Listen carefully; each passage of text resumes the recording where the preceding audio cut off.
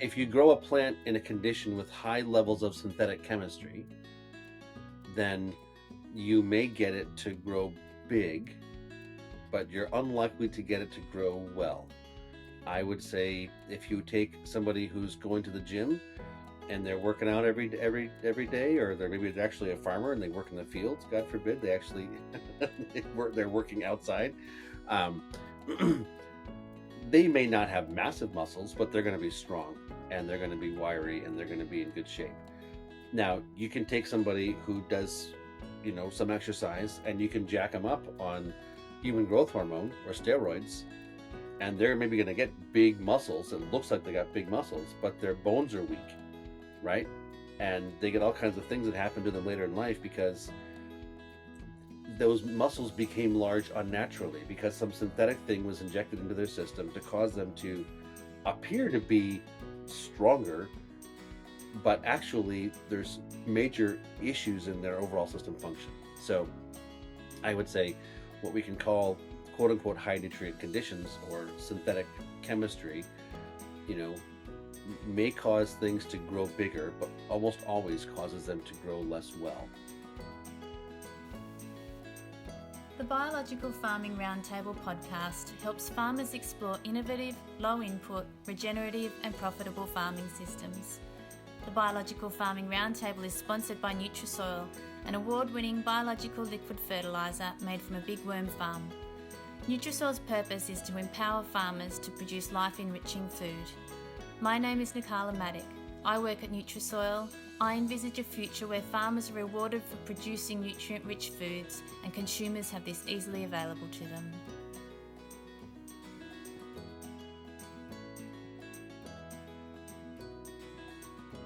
Hello, today I'm interviewing Dan Kittredge, farmer, founder of the Bionutrient Association, and educator of the world's first certificate-level masterclass in nutrient-dense food.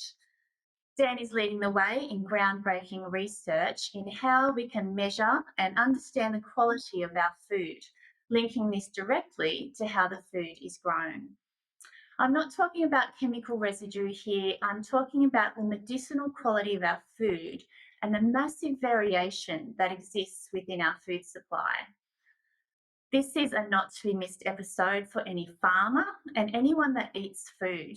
I hope our listeners share this episode far and wide because this information has the potential, if acted upon, to reverse chronic disease, reward farmers who steward their land with the aim of growing quality food foremost, and reverse climate change. It's a huge subject, Dan. Thank you so much for talking with me today. Thanks for having me on. Yeah, my pleasure. I've really been looking forward to this. I've been watching your work for a while now. But let's start with you, Dan. So, you are a farmer. Tell us about your farm and how you became founder of the Bionutrient Association. I have a 15-acre farm in central Massachusetts in the U.S. Um, the majority of the income that I've made off that farm has come off about an acre. Uh, a lot of high value crops. I've got some hoop houses, mixed salad greens, mixed vegetables. Meat, whether it's chickens or beef as well. But yeah, primary income is fairly small acreage, and um, yeah. How did I get to become founder of the BFA? Um, Let me see. I grew up on an organic farm myself, um, and my parents ran an organic farming organization for 30 years, um, and 35. They, yeah. So I grew up in the movement in the community, um, and it was when I got married and tried to figure out how to make a living farming, which my parents had not done, and a lot of farmers struggle to do. That I realized that maybe organic was nice, but not the be all and end all. And that's when I started learning and going to conferences, courses, things like that. Acres USA was a community I tuned into first, which integrated wisdom from permaculture and biodynamics and agroecology and quantum and conventional ag and indigenous perspectives, etc. So food web, whatever, all the different sort of streams of thought. And Yeah, when I was able to do that and sort of begin to see things through the lens of nature as opposed to through the lens of the different tribes of sustainable ag, um, all of a sudden my cost of production started going down and my economic viability went up and soil health went up and shelf life went up and flavor went up and um, quality of life went up. So I was like, hey, I grew up on an organic farm. My parents were in an organic farming organization, and I didn't know any of these things. And maybe other people don't either. And so I started talking about it. This was 2008 or so. And Yeah, founded the organization formally in 2010, the mission to increase quality in the food supply, focusing on nutritional value of food as the objective, not um, uh, any specific lineage or personality or label. Really saying the quality of the food is the point, and um, let's focus on that, and learn from all the different streams of wisdom that are out there, not just be attached to one perspective or modality. Mm. I have seen you speak at Grounded Australia. That's where we met. Yeah. And I guess one of the things that I realised is that when you started, there was no definition of what nutrient quality was in food. Do you want to talk about the nutrient density and what that means? Yeah, well, I would say we still are actively working on that right now. When I first came across all these things and I heard about bricks, and the concept that you could squish a leaf and see relatively how healthy a plant was, and that connected to squishing the crop itself and determining how healthy it was, I was like, oh my god, this is amazing. I know I'd never heard about this. What's the word for this thing? And This was almost 20 years ago now, and yeah, there was no word for it. There was no word for the variation between the quality of this carrot and the quality of that carrot and the quality of this apple, the quality of that apple, etc. And so um, I was instrumental in helping to create that term that we are now using, nutrient density. Then we just you got to have a word for it to have a conversation, and so we started talking about it. I didn't see any organization out there, any nonprofit or educational network or community actively talking about this conversation. Organic sort of assumed they were better, and permaculture was pretty sure they were better, and biodynamic knew they were better, and local was pretty sure they were better. But none of the groups really ever talked about it overtly, and definitely not in any kind of an empirical fashion. And kind of thought that all of us are better than all of them, which is, of course, actually ridiculous.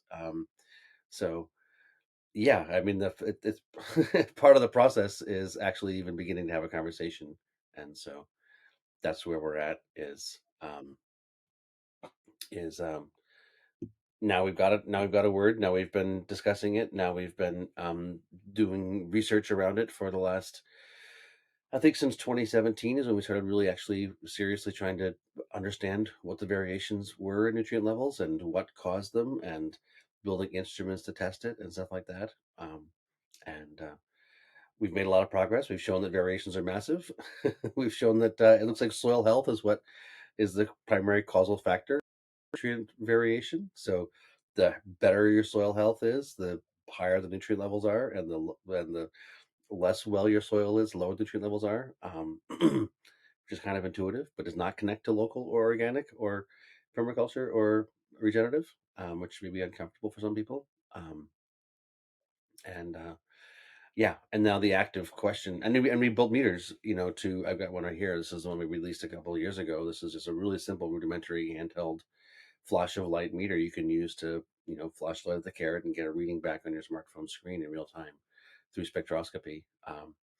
So yeah, variations are massive. They connect to soil health. Meters can be built that can be at a consumer price point to actually assess that variation. And now the question is really, how do you define nutrient density? How do you technically define it? And uh, so we're in process on that. We've been working on beef for the past couple of years. We're almost done. We're starting wheat here this year, and um, it's a process. It's a process, and our thought is if we can really seriously impair refine nutrient density, then um, we can build instruments to assess it, and we can have an open, honest conversation in the marketplace about that. So, Mm.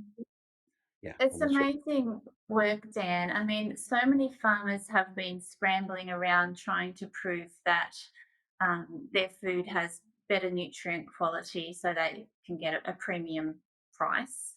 I know with wheat, they've been getting tests on just tissue tests, grinding up the wheat and a tissue test, and then trying to find the nutrient density that way. What type of testing are you actually doing at the Bionutrient Association? It's complicated. I know. uh, I've been on the yeah, database trying to make sense of it all. It's yeah. huge. Um, well, yeah, we're looking at, oh, gosh, so hundreds of different nutrients in every crop, from elements to enzymes to vitamins to fatty acids to phenols and all, I mean, all kinds of different nutrients. We look at a sort of a complex microbiome assessment, so looking at all the bacteria and the archaea and all the other people that are in there, um, overlaying management um, information, like how you prepare the soil, what your fertility program was, what the genetics were, soil type, epigenetics of the crop, human health trials.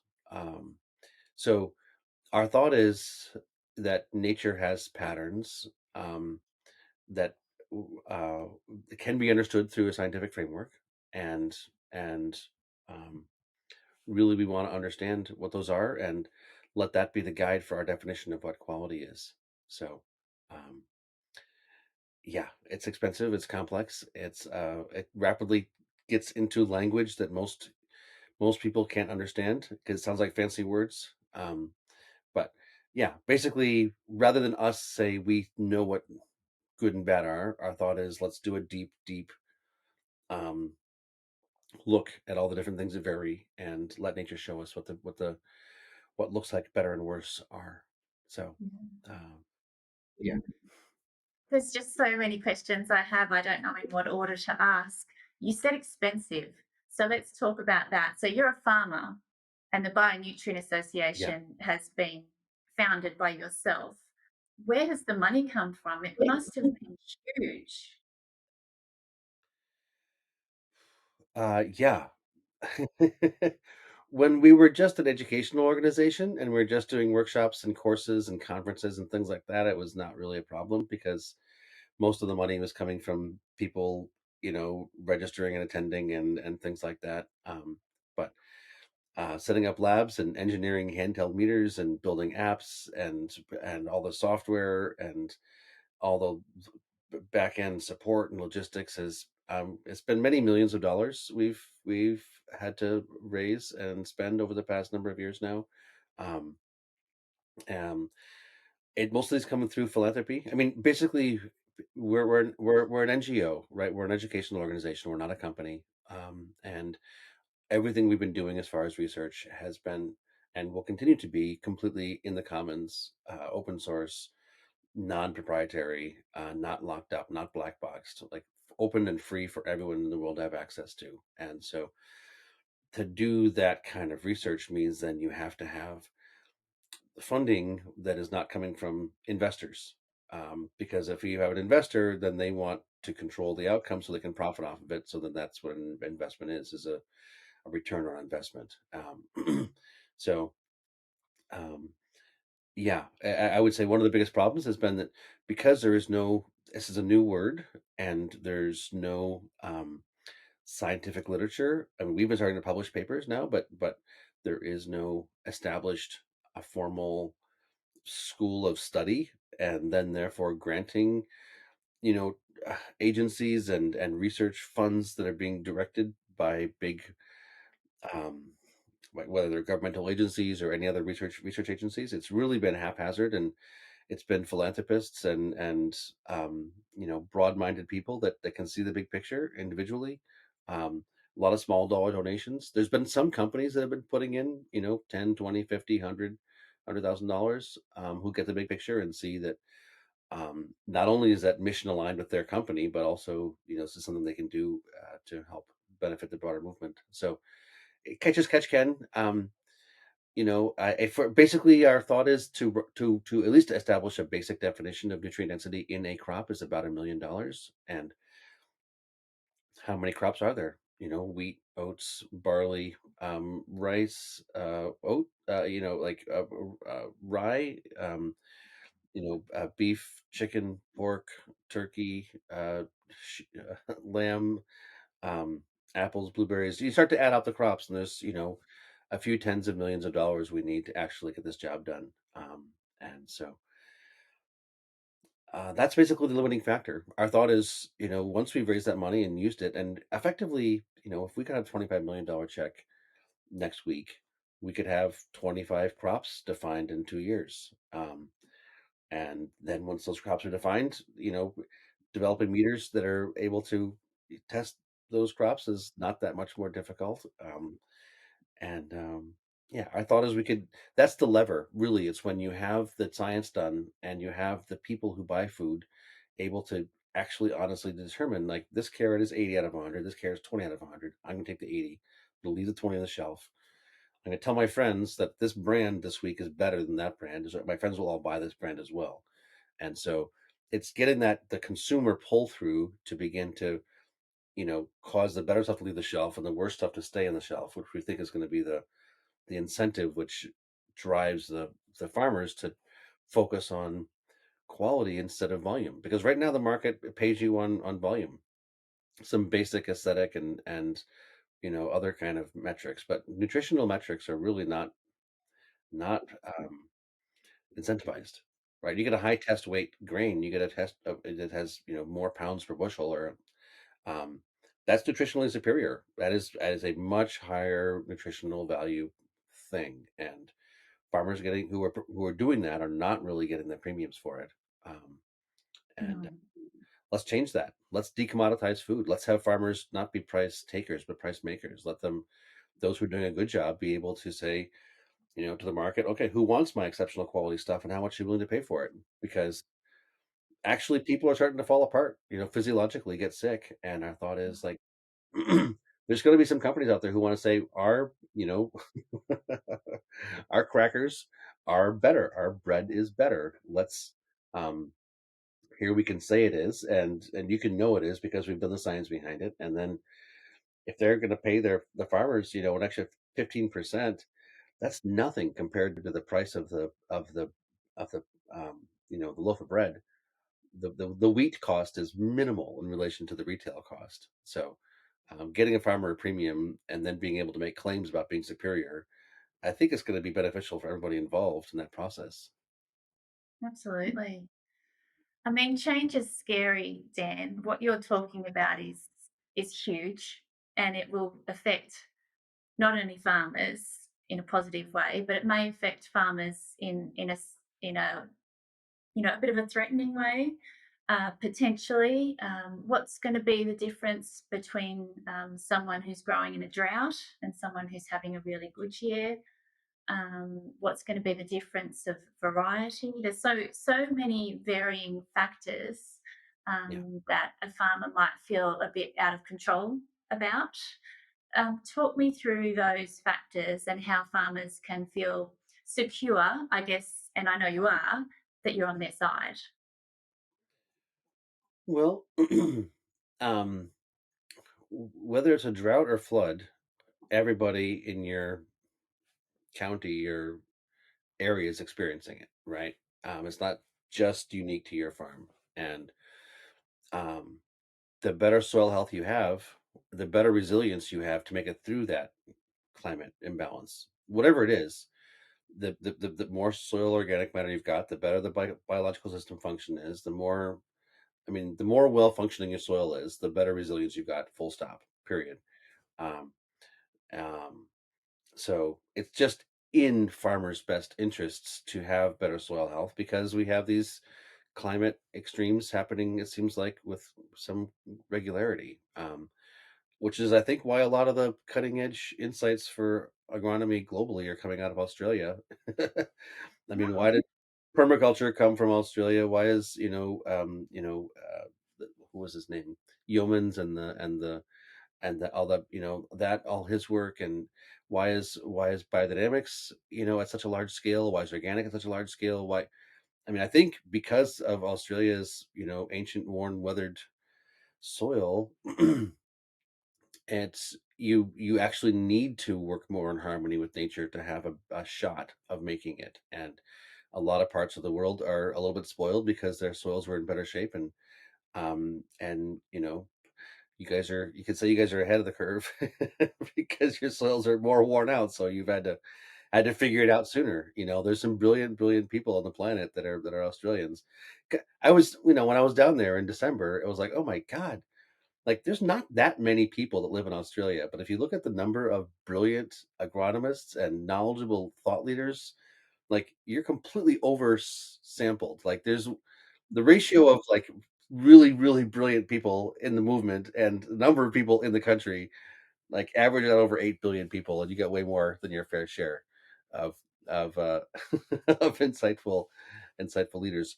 I think because you've got a difficult environment to work in, and so the rest of the world is catching up to you by wearing its lands out, and we understand that working well with nature can heal the environment as well. Yeah, genetics. I mean, the variety is one thing, but the health of the mother and the health of the grandmother plant, it's called epigenetics, is massively important. Um, there's all these nuances in the system, and that's really the essence of the course that I teach. Is like, guys, it's a multi-factor system. It's life we're dealing with. It's not just one thing here or one thing there. It's a whole living. It's a matrix of life, and the more well you understand that, and the more you can proactively engage with it, the better your resilience is, the lower your cost of production is, etc. So, um, we have agency. You can either say, "Poor me, I'm screwed," love, the world's horrible, blah blah blah, or you can say, "Look, I'm empowered. There's opportunities here. I'm going to learn, and it's exciting to learn, and it's fun to actually work with nature and be out there, and it's completely exhilarating, actually, when you start to really deepen your understanding and see all these nuances and see plants flourishing in a way that you hadn't seen them before. And I don't know, for me, it's a really gratifying process, sort of that dance with nature. And I think that the major thing is understanding that nature's in charge and we're not. And if we can shift our mindset to one of collaboration and symbiosis instead of one of control, that's where the magic starts to really happen. So, uh, yeah. what about grown in high nutrient conditions? So plants varieties that are, grown to work with GMO, or plant varieties that are grown to work with high nutrient conditions compared to low nutrient conditions. You might not have that information in this data set. Is there anything you could talk about there? Well, when we say high nutrient conditions, I think that's a misnomer.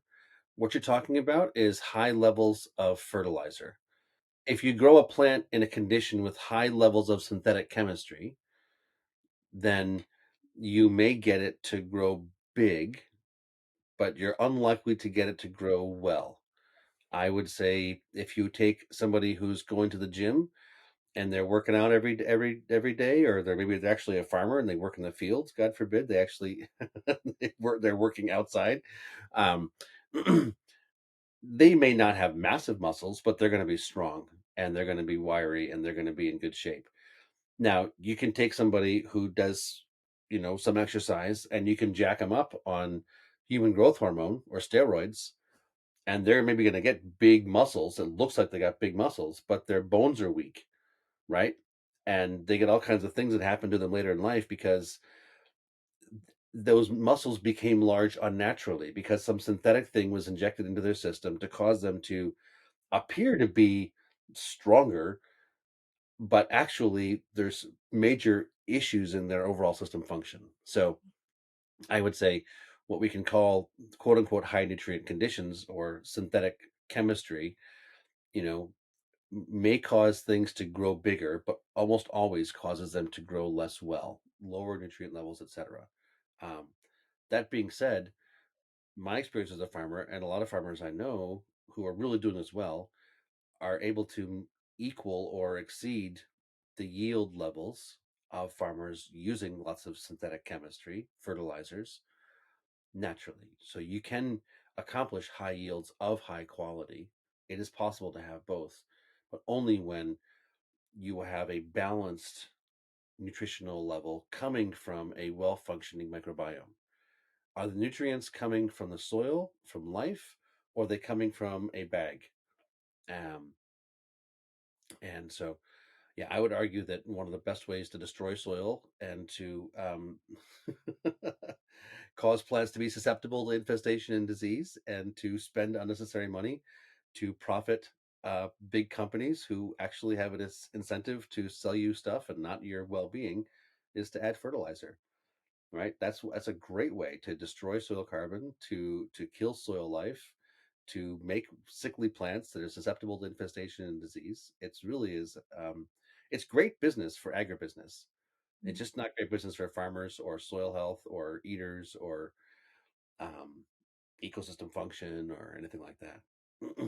So is this information that you're being able to see in your data set? Absolutely. Yeah, yeah. Absolutely. Yeah. You're measuring not only nutrients, so micro, macronutrients. You're measuring all of these other factors. I don't know if you call them non-nutrient factors. So things like antioxidants, Yeah. polyphenols. Could Yeah. you explain to me what both of those things are, because they're not talked about as commonly, and the importance of them compared to nutrients in this telling factor of nutrient density. Yeah. So what do we call nutrition and what do we call not nutrition? All these things are like the science, in the last 30 or 40 or 50 years has proceeded forward a lot, and the language we use for it is still stuck 80 years ago. And so um it really is true that a lot of these things like polyphenols and terpenoids and alkaloids and antioxidants and all kinds of fancy sounding words we don't really know what they mean are the things that correlate with health. So the things that we call nutrients or that the are commonly referred to as nutrients that you see in the back of a package of food are the things that have been understood that if you don't have them, you're dead. So you need some basic stuff to not be dead. Great. Do I want to be not dead or do I want to be healthy? There's a big difference between not dead and flourishing. And there are some basic things that must be present for you to be alive. And it's great. Okay, we should all have those things. But um, if you want to be actually flourishing and healthy and vibrant and capable and functional, you need to have a bunch of these other things like flavor. Um, and a lot of what these things are, what we experience these things called polyphenols and terpenoids and alkaloids as, like as animals, we experience them as flavor. So when your tomato has flavor, it's got way more stuff in it, way more nutrients in it than one that is just sort of there on the shelf and looking kind of dull and definitely tasting kind of empty, right? So there is massive nutrient variation in food. We know that from our bodies, which are very sophisticated and evolved to discern these things. Most of what we have available to us currently on the supermarket shelf is quite low in relationship to what it could be. Um, and so, yeah, our thought is like, actually, children know better. Like, children are animals. They have these sophisticated nutrient monitoring systems, just like, you know, a cow and a goat does. It's called a nose and a tongue. And we try to feed a child a carrot that doesn't have a lot of nutrition. They spit it out because it's not particularly good. in the same way a goat will do.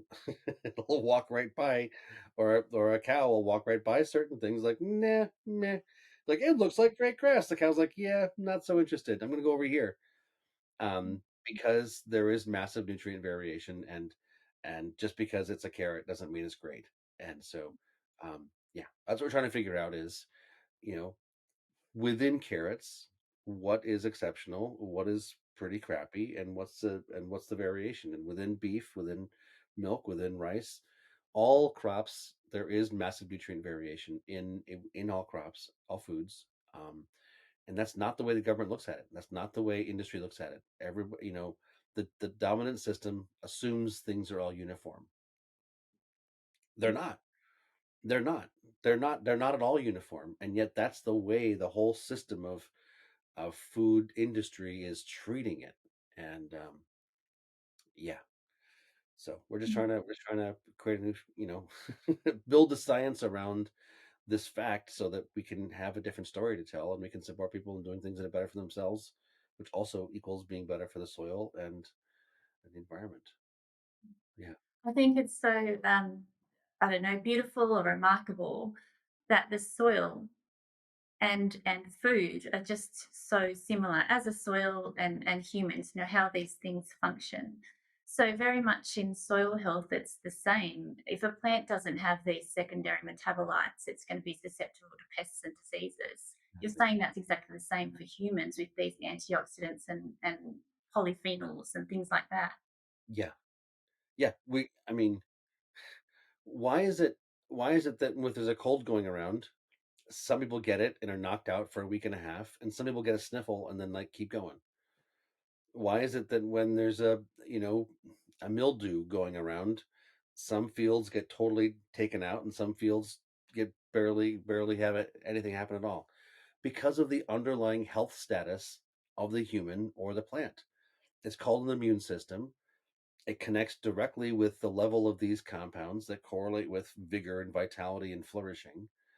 Um, the healthier you are, the more resilient you are. The healthier your plants are, the more resilient they are. This idea that like the presence of a disease means my crops are going to crash is ignorant. It's ignorant. I mean, all farmers have seen that happen when one field things seem to do just fine, another field things get totally taken out. Their neighbor's field things get taken out, their field things are fine, or the other way around. their kids get sick and the neighbor kids don't get sick.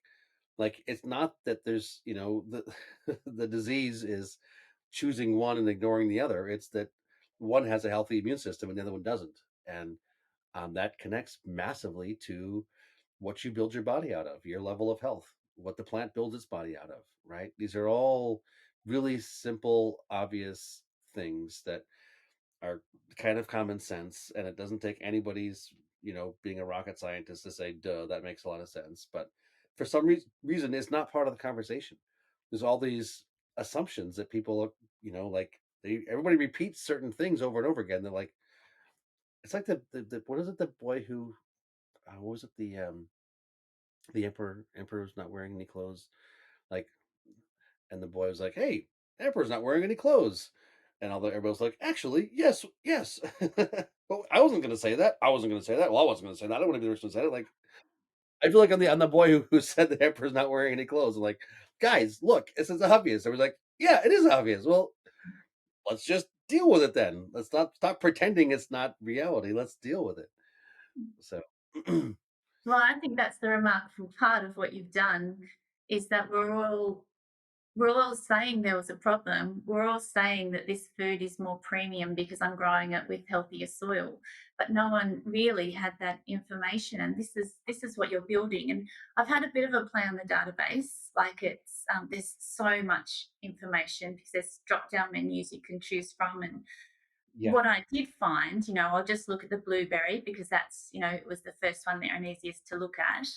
Um, the polyphenols in one blueberry was 80 per 100 grams, compared to the polyphenols in another blueberry, which was grown in a different way, which was 566 per 100 grams. And then the antioxidants in the farming system prior was 5,500, And then the antioxidants in the second growing system, where the polyphenols were higher, was 43,700. Like these are huge differences in Yeah. how this food is grown Huge differences in what's in the food. and what's in the outcome. Absolutely. The quality of the food in how this food is grown. It's massive. It's massive. It's, 20 times or 40 times different. Like you'd have to eat 40 of these to get as much as if eaten one of those, or 20 of these to get as much as if eaten one of those. It's not small. It's not 2% or 5%. It's categorically different. If you eat a pint of these blueberries, you're going to have a massive beneficial nutritional impact versus a pint of those blueberries, which is going to be meh. Like antioxidants, these are things that are like, polyphenol, these are things that correlate with reversing disease, being disease resistant, flavor, shelf life, like vigor, like, oh, this is 2.99 a pint and this is 3.50 a pint. Oh, I'm going to go for 2.99. Well, if 3.50 is 20 times more nutritious and it tastes a lot better, I think maybe it's worth the extra 50 cents, you know. But right now we think all blueberries are uniform and organic maybe has less chemicals. Okay, so maybe that's worth something. Um, but but yeah, and the reality is that almost everything we found, organic or not organic, is relatively low in relationship to what it could be. So we found these big variations between high and low, but we also found that the vast majority of the samples are low in relationship to what's possible. There's almost no farmers doing a really good job. And that's the thing. How do you actually do a good job? And what is a good job? And that's what I'm doing this course series on, this certificate course in nutrient density, crop production, food production, is can you actually produce excellent quality? You don't get a certificate unless you actually do it. You can go to the course, take the 4 days, great. Hopefully, you'll learn something. You don't get a certificate from attending. You get a certificate from actually being able to work with nature well enough to get the outcome of excellent. And if that takes you 3 years, fine. You get your certificate after 3 years. You share that process. You openly share with anybody who wants to see. Like this whole process is about us collectively raising the bar and getting to a point where we're actually accomplishing excellent because almost no one's doing it. With all the talk about regenerative, about biodynamic, about permaculture, about organic, about local, about agroecological, and all the fancy words, and everybody's got a new word for it. That old-fashioned refractometer, it's almost 200 years old. Get a refractometer out and test the quality of the crop you're producing. And if you're doing excellent, I want to hear about it. You're probably Mm-hmm. might be accomplishing good.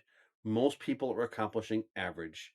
And that's the organic people and the permaculturalists and the regenerative people and the local people are all doing good. There's is well average, poor, average, good, excellent. It's usually in that average to good range is where most people are. Excellent's not happening. And that's where you get that extra 10 times of these nutrient levels. It's a whole nother level of capacity, and most of us aren't doing it. And most people don't want to talk about it because they're feeling proud of themselves. I'm a permaculturalist. I'm regenerative. You can say it. You can say it all you want. But what are you? But are you? Are you actually accomplishing excellent caliber of performance? Um, Most of us aren't.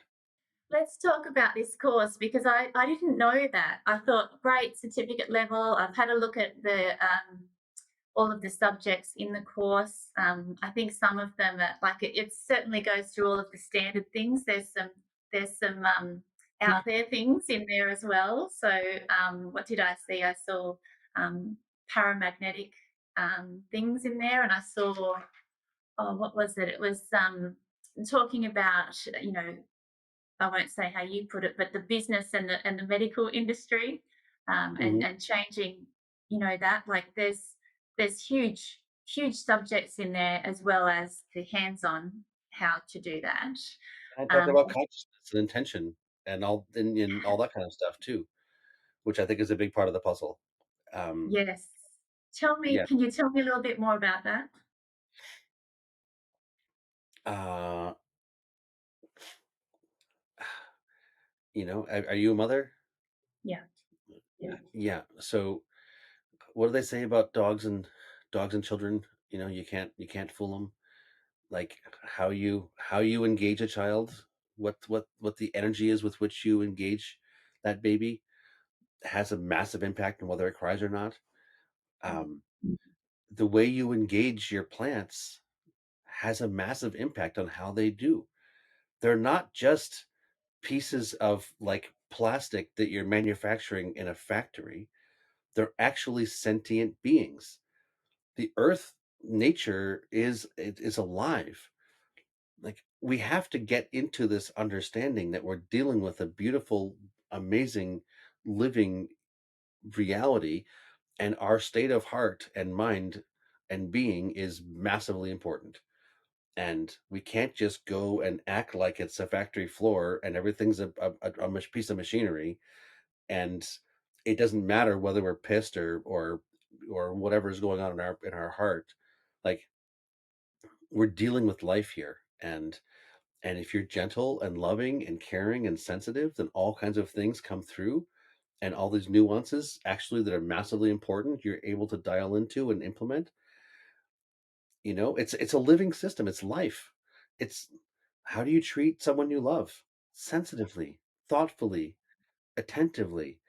You see how they're doing and you respond accordingly, right? Your farm is it's alive, and you have to, and it's that the green thumb is just being sensitive and nuanced. And like, let's talk about it, let's deal with it, let's begin to process it. And again, like most people deep down inside have lots of really pretty profound thoughts about the nature of reality, but don't feel safe talking about it. So fine, you sit in the classroom and I'll start talking about it, but maybe some things that I say can help support a deeper process. So yeah. Lots of things I cover, all kinds of things. I go on all kinds of rambles. Most people have a good time. Oh, it sounds amazing. It sounds absolutely amazing. So, what you're saying is if a farmer is stressed and maybe having family succession issues or anything like that, even though they're working really hard and they're doing all of the right things to increase the soil, the health of their soil, that could be impacting their production. When you're stressed, you're not in a place to notice the subtle things which empower you to do the right things. So you can go check the boxes. I can kneel down and pray every Sunday morning and do my 5 Hail Marys, but that doesn't mean I've got a living relationship with God, right? You can go through the motions of being a regenerative farmer and still not have success because you are just going through the motions. You are just checking the boxes, but you're in this, and your head was somewhere else. Your emotions were over here, and you weren't actually presently co-creating with nature. It's all the difference in the world. All the difference in the world, I think, is, I mean, it's one of the biggest X factors. Biggest X factors is your state of being, state of mind, state of heart. Um, And so I don't talk about that till the sort of I get farther along in the course, because there's plenty of physical plane things to discuss, like boron and cobalt and inoculation, and there's a bunch of really powerful little tricks and little things you can get, like 1 pound of this per acre and $5 per ton of seed for this, and like there's a bunch of really really powerful things that maybe you've missed. Maybe you are doing 80% of the right things, but there's a couple things you're missing out on. So we start with that kind of stuff, but I'm pretty strongly of the opinion that uh, yeah, it's a living system, and and the more sensitively you're engaging it, the more deeply you are engaging it, and actually the more fulfilling it is as well. If you wanted to actually be living a life that is gratifying, not just stressed and going through the motions. Like, what are we doing here in the first place? Why are we farming in the first place? or gardening or anything. What's the whole point of life? What are we what are we doing here? Oh, I'd love to ask you that question, Dan, but I won't because I feel like we'll go so off track. But you're absolutely We're trying to right. get done in an hour. We might run out of time. I Yeah, but know. I I will know. definitely go into that when during the course as part of the conversation. It's like, what are we Yeah. doing here? Yeah, why? So Yeah. people will take their soil tests, their tissue tests. You'll talk about their whole farming system. What will get them the certificate in the end? What do they need to prove to get that certificate? They need to accomplish an excellent bricks reading on 5 different crops. Bricks. Okay. For the time being, until we've got a better nutrient density definition, excellent on bricks is the target. Yeah. Excellent. The, the bricks chart is something that a lot of people have access to. That sort of, there's a chart which says for 50 different crops, this is poor, average, good, and excellent. These are the numbers to be targeting. And for carrots, it's different than cucumbers, different than tomatoes, different than wheat, etc. And so, um, yeah, that we. The question is, what is an empirical definition of quality? And the biodynamic people have chromatography, which I think is also very very interesting, and I'm trying to figure out how to integrate chromatography into it. Um, but until we've got a definition of nutrient density that's well established, the Brix refractometer is the most well established one we've got right now. That's a number, that's an actual empirical number, and so you know, it's one thing to like take a test and fill out the forms and say, get 9 questions right out of 10 and say, okay, you got the questions right. But like the point is we're trying to work with nature, and how do you have nature give you the grade? Um, and that's my thought is it's not my certificate to give, it's nature's certificate to give. Let's, what's the way in which we can have a standard that is respecting nature as like this is her approval. You've succeeded in doing a good job once on 5 crops. Good luck. Bring it on. And the part of the process is everything you have to document all your practices, all your results, all your soil reports, your tissue tests, your plant sap analysis, your fertility programs, what other things you did, so that if we have 50 people in a bioregion that are taking this course and they all are able to get excellent on 5 crops, then we have a massive amount of information that everybody else in that bioregion can forever and ever have going forward about how to do a good job. Right? It's all about being open source. It's all about being in the collective. Like if you think you're on the cutting edge, if you think you're good, like let's have a challenge and let's have you leave a legacy of actually showing how to do it in your area, because every part of the world is different, every soil type is different, every climate zone is different, and if we can have local leaders everywhere in the planet, raising the bar, getting to the point of accomplishing success, and then having that lineage of insight following on, then you don't need to bring some American in to give a course down the road. Then you've got local people who we can see, these people have shown that they've got the capacity. So go ask them, right? Go ask these local people who know who have shown that they can do it. And what are the barriers and what are the issues? And every area is different. So if we share and learn together, what do they say? If you're a farmer, you get 40 seasons, to master the art of farming. Well, if you got 50 people you're working with and each one is working on 5 different crops, then you got 250 seasons worth of insight every year to help learn. And within a couple of years, everybody's knowledge base and skill set could be higher.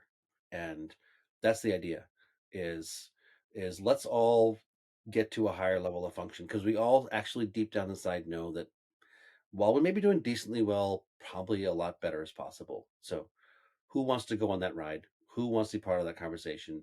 Who's willing to be humble to engage that process? And that, yeah, that's the thing. Amazing. It sounds just fantastic. And we'll have all of those dates and places. I can see you're in most states in Australia in April this year. So it's not far away. We'll have all of that information in the notes.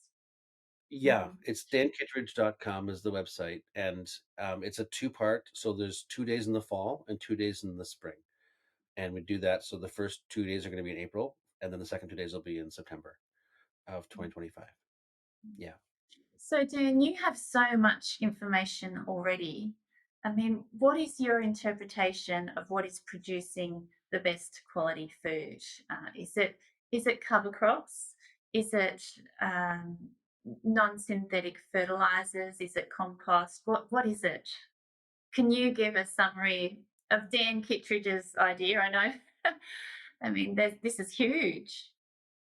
Of what the things are that correlate with With healthy high plants. nutrient density, how do we grow this high nutrient dense food? Um, yeah. Well, there's a. I mean, the core of the course is I call it. I've called it principles of biological systems. So, what how have plants grown for 400 plus million years? Like, how has nature been doing it for a really long time? And effectively, it's not so much about the crop, it's about the microbiome. It's about the microbes that are the bottom of the food chain, because the plant's the middle of the food chain. The animal's the top, the plant's the middle, the microbes are the bottom. So you can't have a healthy, you can't put the top on the pyramid until you got the middle of the pyramid. You can't build the middle of the pyramid until you get the bottom of the pyramid. So ignore whether it's an apple or a cucumber or wheat or echinacea. It's actually pretty much irrelevant what crop you're talking about. What's relevant is, you know, do you have the environment for the bottom of the food chain to flourish? The microbes. And they need air to breathe. So if you've got subsoil compaction, that shuts things down. They need water to drink. So if the soils dry out, that shuts things down. They need food to eat. So if you don't have green things growing or soil cover, that shuts things down. They need minerals to build their bodies out of. So if you got everything except for boron and cobalt, well, too bad, you need a bunch of different minerals. All the different microbes have to be there. So you need a full spectrum of microbes to be present. Um, yeah, I mean, it's all these nuances, but basically, it's just maintaining an environment where life has what she needs to function. And so you have to proactively manage the ecosystem in such a fashion as that these basic environmental conditions are present, and then go take a nap. Um, I mean, polycultures are nature's pattern. Basically, I mean, I keep going back to during the course, like, how does nature do it? How does nature do it?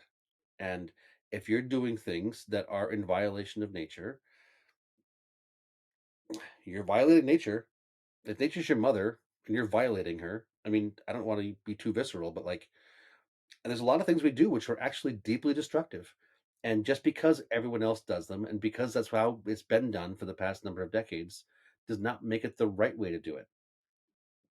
And there's many examples of people operating on massive scale doing an amazing job, right? Polycultures, multiple species grown together.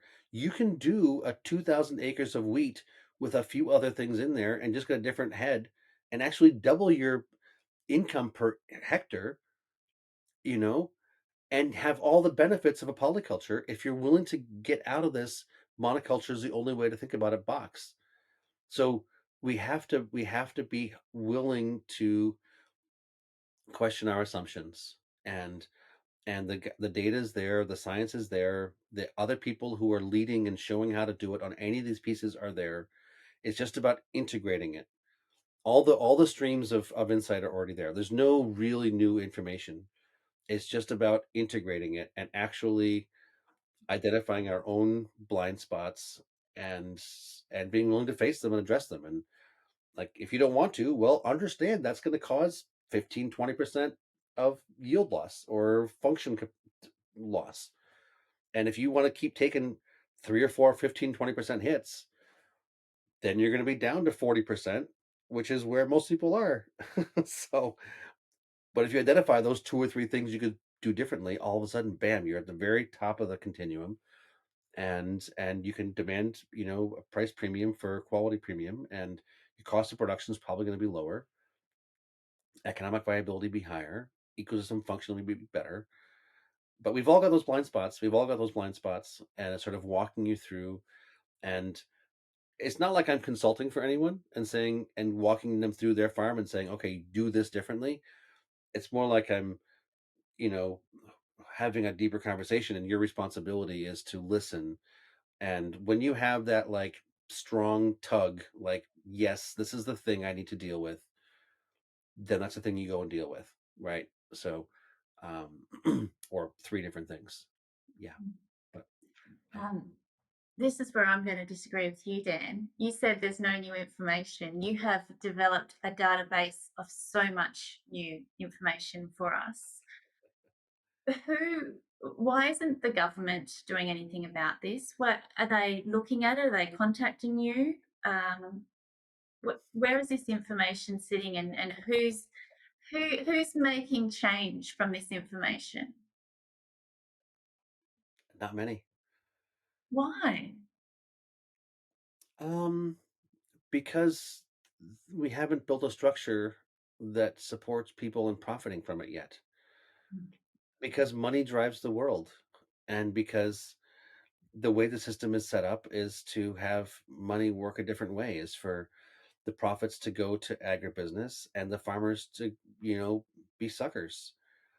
And what do they say? Farmers are they pay they pay retail and sell wholesale, right? Like, the whole game is one where it's, I mean, all the subsidy schemes and everything else, all the insurance schemes, it's globally is set up effectively to drive money to companies selling farmers stuff. And actually, farmers don't need much stuff. Actually, when you work with nature, you don't need many things. You need some machinery to get the jobs done, but like all the inputs, like when nature's got what she needs, like you don't need the inputs anymore, and we can argue this necessariness of scale or whatever, but um, yeah, I don't think anything's going to change until we have, at least on significant scale, until we have people who buy food, who have families, who care about their health, able to make intelligent decisions based on quality about the things that they have to choose from in front of themselves on the shelf at the store. Like, I think when we actually have the meters built because we've got the nutrient density defined, and the consumers begin to start pulling the good stuff and leaving the bad stuff, I think that's when things are going to change, because money drives the world, and all the good ideas in the world don't matter if the economic system is set up in a different fashion. Stagnant. So we have to go directly at that money lever and shift it. And I think that's what's going to change things. I don't think anything. Maybe you can hope that humanity will come together and collaborate for the greater good, and truth and honesty will win over bureaucracy and profit and selfishness. But I'm not going to hold my breath on that one. Um, so So yeah, where you're going, Dan, is this bionutrient meter.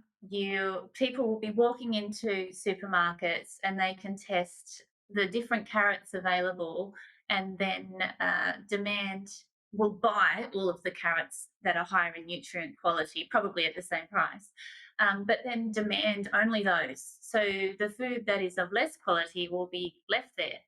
that's the That's idea. really what you're looking at doing. If there's three brands of carrots, or five kinds of apples, or two choices of steak, or three jugs of milk to choose from, and most people in most stores, at least in the West, whatever, have a few choices, right? And if you've got one person in 100 who's got a meter, actually, the reality is, like, the cameras in our phones are probably good enough already. So you don't have to actually have a meter, you just have to have an app. Like, just get the app. um, and then you can go boop, boop, flash a light, boop, boop, flash a light, boop, boop, flash a light, and actually read which ones are better, which ones are worse. You can take that information and bring home the good one and leave the bad ones. And B, you can upload that onto Facebook and Instagram and TikTok and Twitter and whatever the hell else you want to. Um, and tell your friends this week, Bunny Love is better, Cal Organic is worse. I mean, I don't know what your brands of carrots are in Australia, but that's the idea, is that we the people, for our own personal self-interest, like we want our children to not be sick, and our bodies are starting to function not as well as we'd like them to, and we actually would like to eat fruits and vegetables, but if they tasted good, we'd actually be more likely to eat them too. um, Start making decisions that are selfishly better for us, based on honest, true information. I think that's our strategy. That's the vision. That's when things will change. Um, and in the meantime, it would be good to figure out how to do an excellent job, because most farmers aren't. Because that's I mean, the data we've collected is that most of us, organic and no till and regenerative and everything else is like still 30 out of 100, 40 out of 100. You get a couple good ones. A very small percentage of people are in that excellent scale, and almost everybody's not. We're actually, most of us, not doing anywhere near as good a job as we could. And so it's one thing to do the science and figure out, how to build the meters. It's another thing to help the farmers understand how to do a good job, because you Yeah. don't really want to be embarrassed in 2 or 3 years when the meters come out. Like, no one really wants to be caught with their pants down, right? Like, yeah, really. So, like, is there some way we can try to sort of like yes and have it be a Yeah, peaceful, supportive process, because it is disruptive and it is threatening and it is the kind of thing that you don't really necessarily want the answers to, except you really do, but you don't really, and you got to go through that process of learning and growth, and yeah. yeah. I mean, this it it could be world changing if this works, and I really hope it And does, and I know the world needs it. Has there been any type of discrediting your your information? Like, has there been anyone coming and saying this isn't believable, this isn't good science, anything like that? zero. They're not listening at all. Everybody who's listening is like, yeah, it's Yeah, true.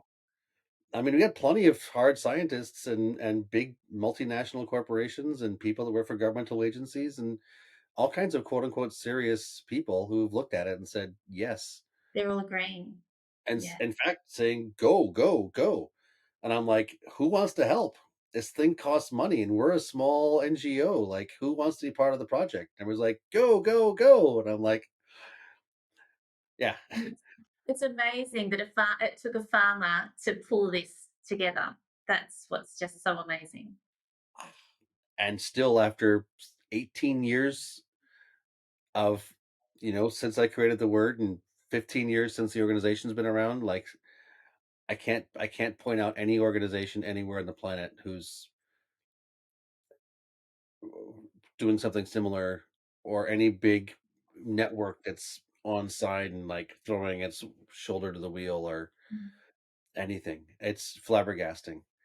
I mean, I'm pretty sure it's true, and I'm pretty sure it's in our mutual best interest, and I'm pretty sure there's a lot of people out there praying. There's a lot of people out there praying for us, and a lot of amazing word of mouth, people who get it and are just like absolutely talking it up and excited and sharing. So we got tons of bottom up support, bottom up grassroots word of mouth, which is the most valuable kind, right?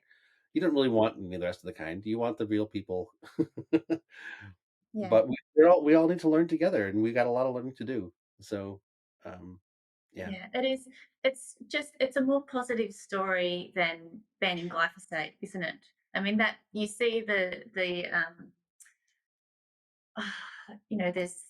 life threats on people that are trying to ban glyphosate. You get on the internet, you talk about glyphosate, and you're trolled. yeah. But this information it's undeniable. I mean, it's the thing is, it's like it's mostly intuitive. It's like mostly common sense. Like when you start talking about it, I mean, everybody's got deep down inside basic common sense. And you say some of these things, and people are like, yeah, that I think that's true. You say something else, and like, yeah, I think that's true also.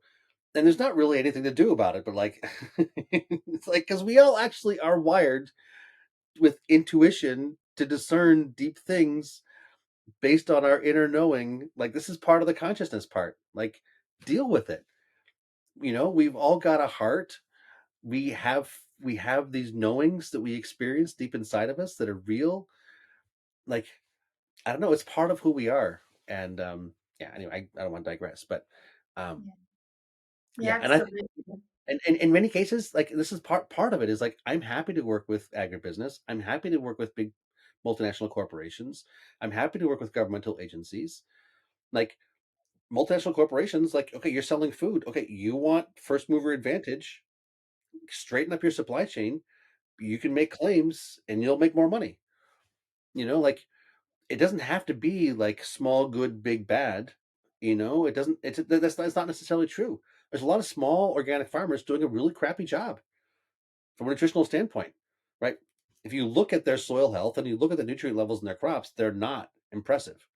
And there's a bunch of big farmers who are not organic who are doing a good job because they're sensitive and thoughtful and deep, lovers of their land.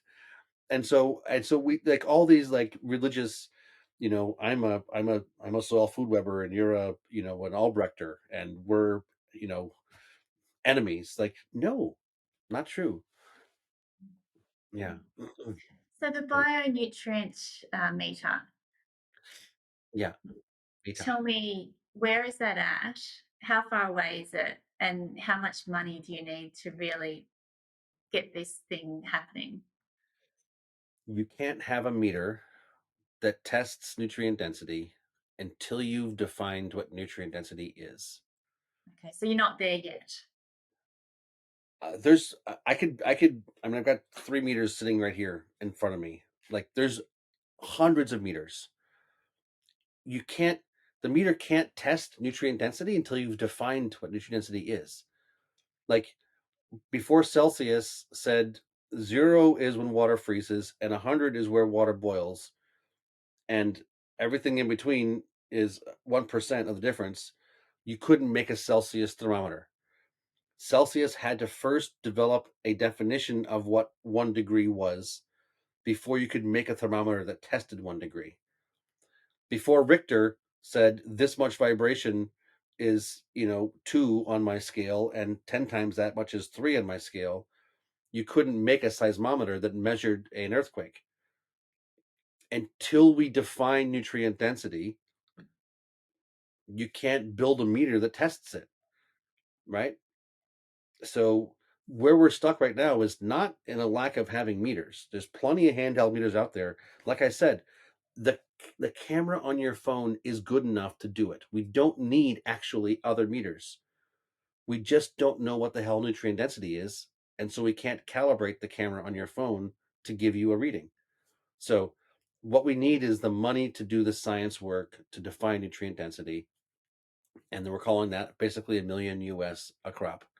And maybe it's a little bit more than that, but it's in that ballpark. And so, yeah, we're not going to say this is good and bad, and this is 80 and 40 and 20 out of 100 until we've done the science. And you can't do the science without the money to do the science. And because we're not a company, we're running on donations. And so, you want to give us $5 a month or $10 a month or $100,000, go to bionutrient.org, because that's what it's taken. It's going to, until we have raised the money to do the science can't be done. Until the science is done, we can't have meters that are calibrated to quality. So, yeah, it's a cash issue. Yeah. It What could, about like I all the said, information? if we had $25 million crop, a $25 million check came in next week, I could have 25 crops done in 2 years. If I bring in a $500,000 in the next 2 years, I'll have nothing done. No further crops will be defined. It's not about time, it's about money. And it's got to be open, charitable donations. There's no way for someone to invest 5 million because we're not going to control the data. We're not going to hide the answer. It has to be donations. I'm not sure if I made that point, but Yeah.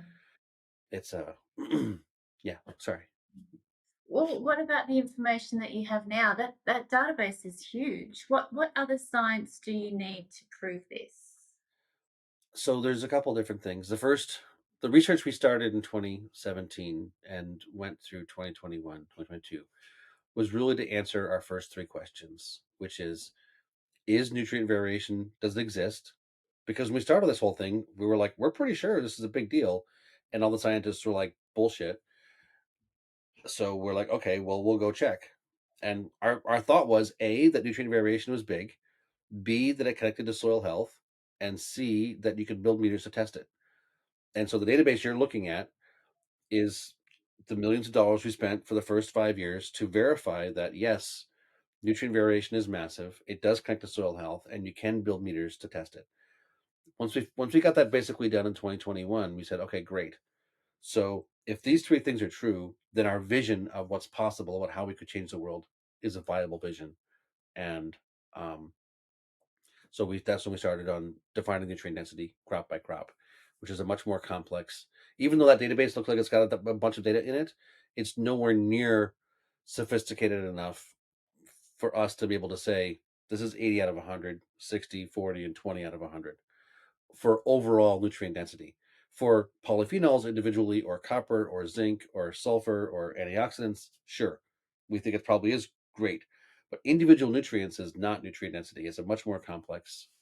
Um, well, if you're going to say this steak is 80 out of 100 and this steak is 20 out of 100, you damn well better have some pretty good hard science to back you up. Because when you say that and you see most steak is 20, then you're going to have pushback, right? You're going to have pushback when you go out and you say your stuff is junky. Then you're going to have people who have a direct incentive in saying you're wrong. And so we have to make sure we've got rock solid science before we go out and make a claim like that. And yeah, um, Well, anyway. I really hope you get more funding, Dan, because you have gone further than I think anyone else has in this space. Um, it's like lifelong work for you, I guess. Did you say 18 years? I did say 18 years. That's amazing. I That's think it was amazing. 2007 or maybe it was 2008 when I created the word nutrient density, and 2010 when we founded the organization, and 2017 when we started doing the research. 2021 when we released the first sort of calibrated meter. Um, so it's been a. When I was young, I was pretty sure there was something I wanted to do with myself, and I didn't know what it was, and it took me about 5 or 6 years of seriously questing to figure it out. And when I finally figured it out, I'm like, oh my god, look at this amazingly important thing which no one's doing. I want to do that. And so I have been putting my whole life into it ever since, pretty much. It Yeah. doesn't come without challenges, Dan. You're in airports all the time. You're traveling. You're away from your family. How does your family feel about this? Um, how do my family feel about this? You'd have to ask them. Oh, I'm. Please don't answer it if you don't want to. I can cut that out. No, it's I mean, everything's got stresses and strains and Yeah, struggles and benefits, and you can feel proud, and you can also you know have struggles as well. So yeah. um, yeah, we're all humans, and everything takes a toll, and has benefits as well. So Well, yeah. I'm so appreciative of your work, Dan. Like I don't know how to communicate that, and you are such a gift to the world with everything that you're doing. I know you're on holidays with your family right now, so I don't want to hold you up. I want you to spend time with them. Everything will be in the show notes, but again, your course, which is a part of all of this, because when this nutrient density is proven, you want to be that farmer that is already at the cutting edge, is already producing that high quality food. Yeah. Um, yeah, where are you starting? Um, well, so yeah, I think it's three courses in New Zealand that start in the end of March. Um, one in the South Island and two in the North Island. And then I think there's either five or six in Australia that'll be running through April. I think the first one's in Western Australia, and then I believe it's Tasmania and Victoria, New South Wales, um, Queensland, Yeah. uh, something like that. Yeah. Yeah, it's on dankittredge.com. It's on the bionutrient.org, and they've got various social channels. If you look up either Bionutrient or Dan Kittredge, you'll should be able to find it. Yeah, and it's it's 2000 Australian for the course, 2000 New Zealand for the course, and scholarships are available for those who feel like they can't afford it. It is not just a 4-day course; it is a multi-year support structure process that you're engaging in. You're not just doing a 4-day course; you're doing a multi-year project with other people. Um, and and if we can't get 50 people to register for a course, we're not going to hold it. So it's if there's critical mass of desire, awesome, great, looking forward to it. If not, no problem. I can come back next year, or not. It's also fine. So um yeah, I'm hoping. I mean, it feels like it's time to do something serious like this. And after my tour down there in December to Australia and New Zealand, I left feeling like, you know what, dude, you know, what do they say? Shit or get off the pot. Put up or shut up. Like, this is something that you've been talking about for a long time, and you aren't providing the process to empower people to actually strategically succeed, because it's really hard to do it by yourself. It really is a symbiotic process, and that's the model of nature, is like, together we can figure this out, but by ourselves we're not going to be able to. And so, like, build a structure, don't just talk about it, put a process in place. And this is the first time I'm trying to do it this way. And I'll do it in Northern Hemisphere starting in October and going into April or something like that, because we do fall and spring like that.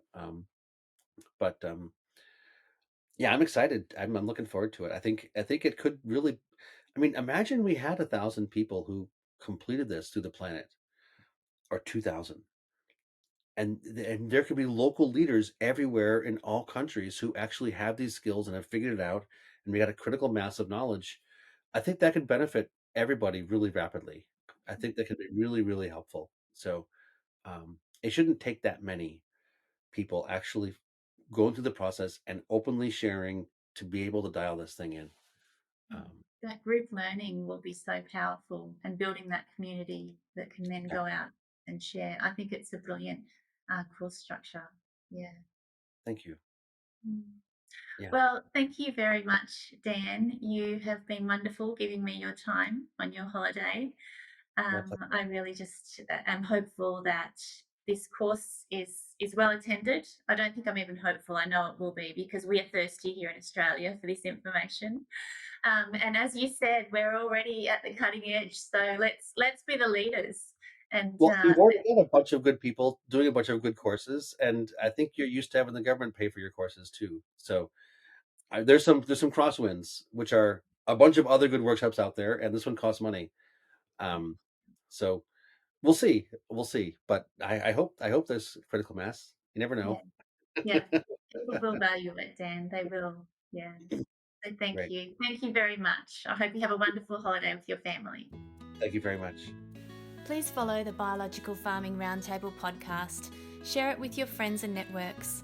I'm Nikala Maddock, and I work at Nutrisoil, a liquid biological fertiliser made from a big worm farm whose purpose is to empower farmers to produce life-enriching food.